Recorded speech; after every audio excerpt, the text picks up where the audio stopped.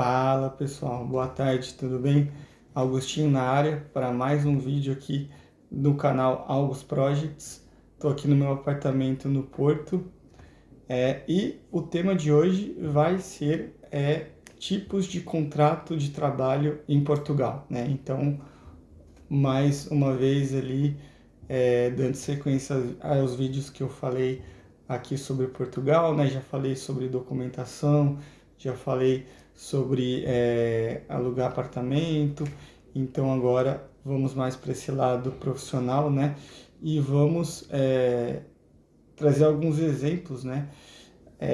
De como funciona por aqui. Eu, como tenho feito várias entrevistas, passado por vários processos seletivos, eu tenho conseguido entender um pouco mais.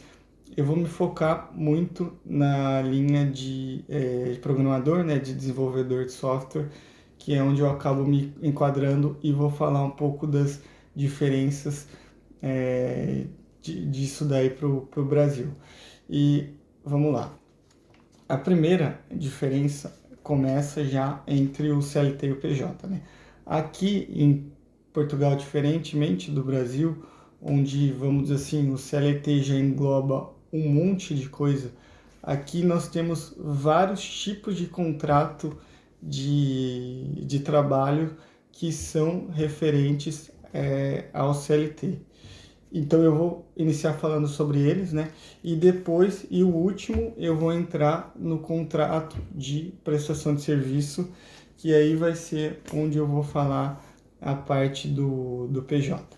Então, falando dos contratos de trabalho que se parecem com o CLT, né? Então, imagina que, por exemplo, você está no Brasil e você começa a fazer entrevistas, né? E a primeira coisa, conversar com as empresas, né? A primeira coisa que eles podem te oferecer chama promessa de trabalho. Então, o que é isso, né?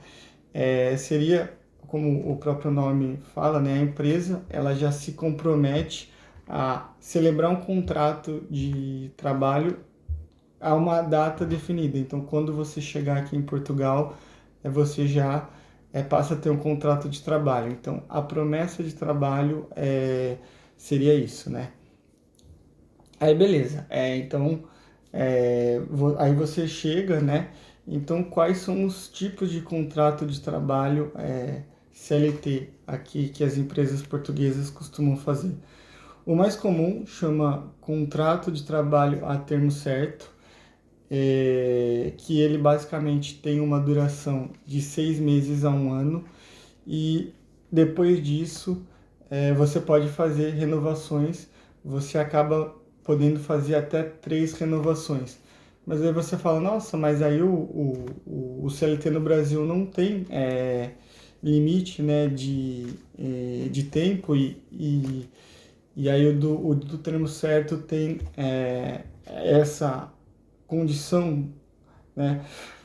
O que mais, que aí eu vou entrar no segundo, o que mais se parece com o CLT no Brasil é esse segundo caso que chama contrato de trabalho sem termo, né?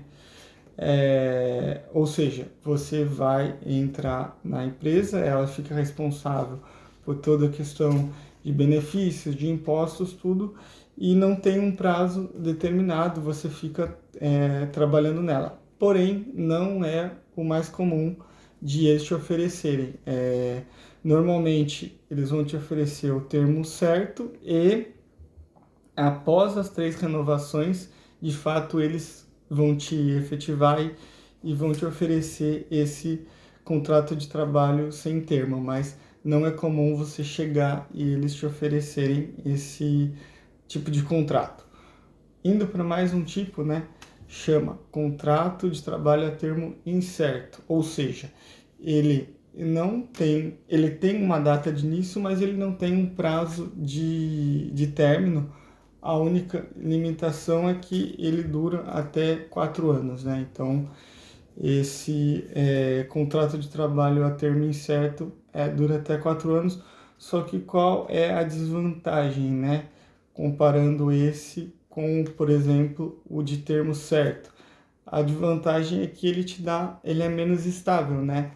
porque, vamos dizer assim, a qualquer momento a empresa pode te desligar, né? Então, ele te oferece menos estabilidade. Então, nessa questão CLT, o que eu acabo mais vendo com as pessoas que eu tenho conversado é o primeiro, eles vão te oferecer um contrato de trabalho a termo certo e, e aí, após você fazer as 3 renovações ou após eles ganharem confiança, eles te dão te oferecem um contrato de trabalho sem termo.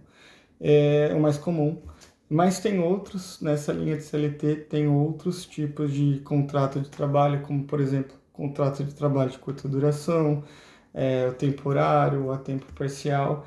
Enfim, são esses os tipos de contrato que, vamos dizer assim, mais se parecem com o CLT.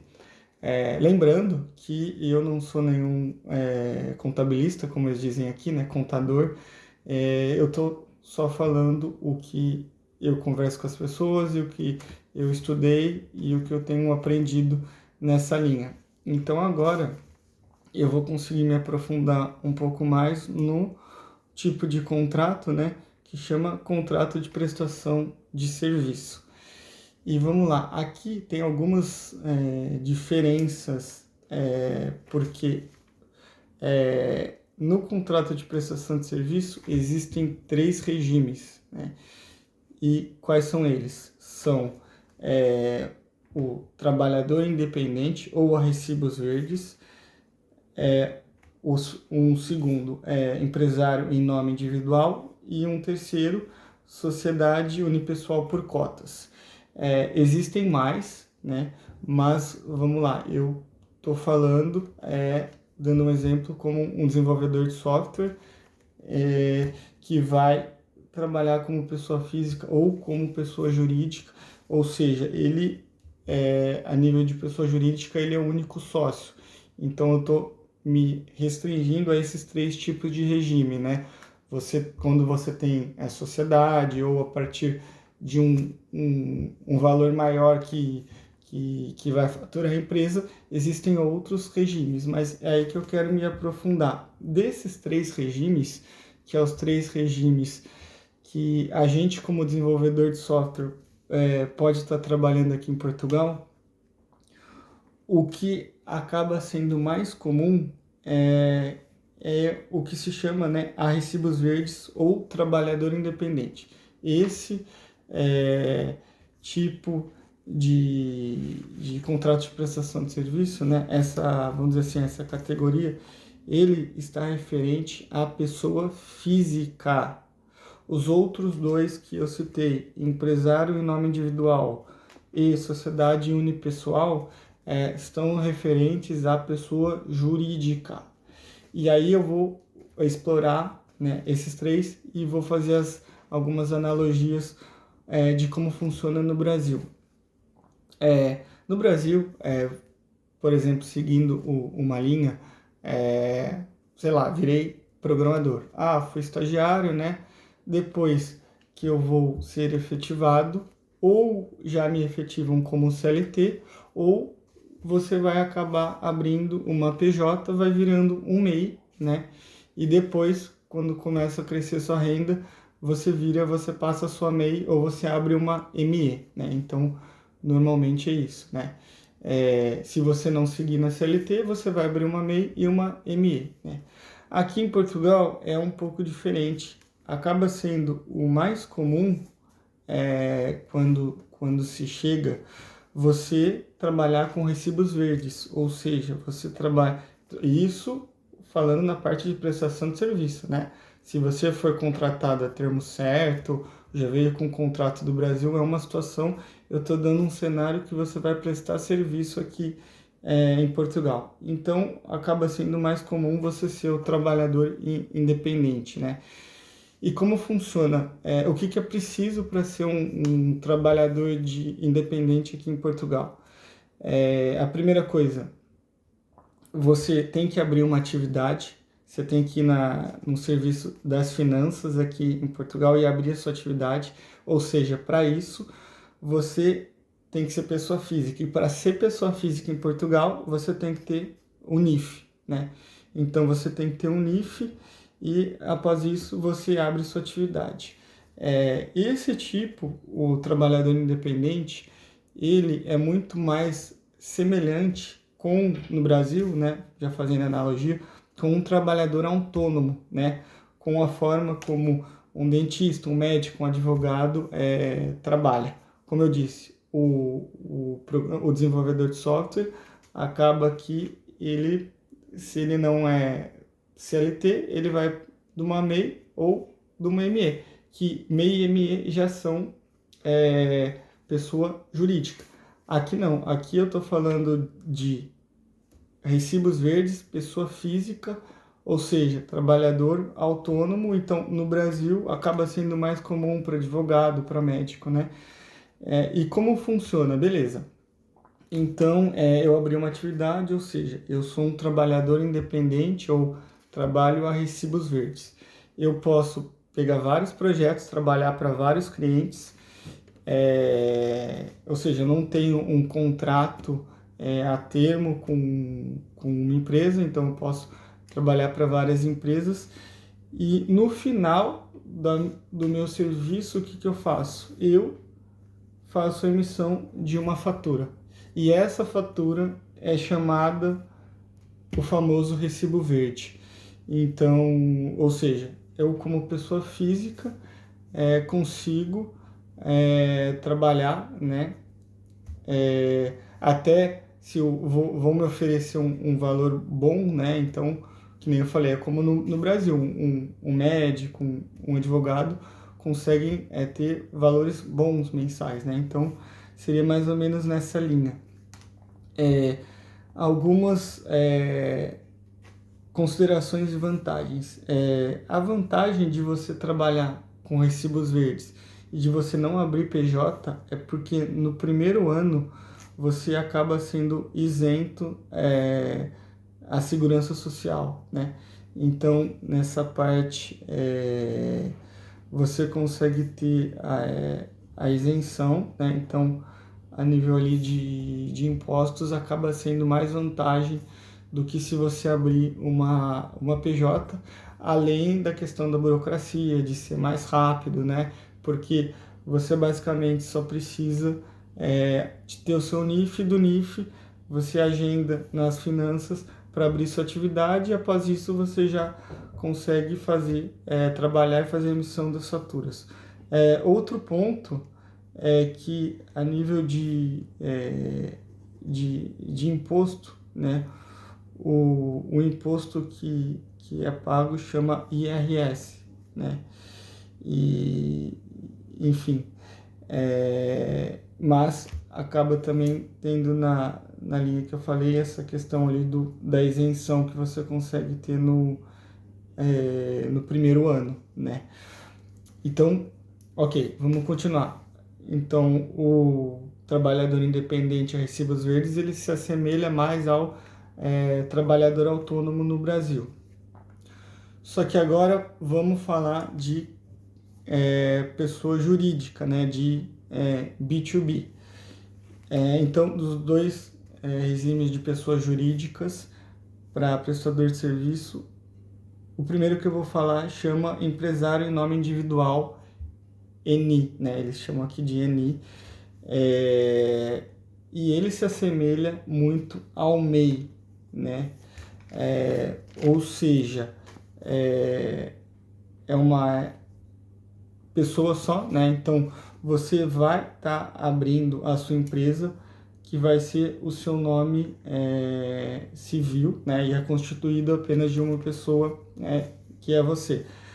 Em termos fiscais, ele é bem parecido com o recibos verdes, né? E dependendo, se o seu faturamento for baixo, você também consegue ficar isento, né? E um outro ponto aqui é que aqui no empresário em nome individual não existe diferença, né, a níveis de bens, da pessoa física e da pessoa jurídica. Então, acaba sendo uma coisa só, né?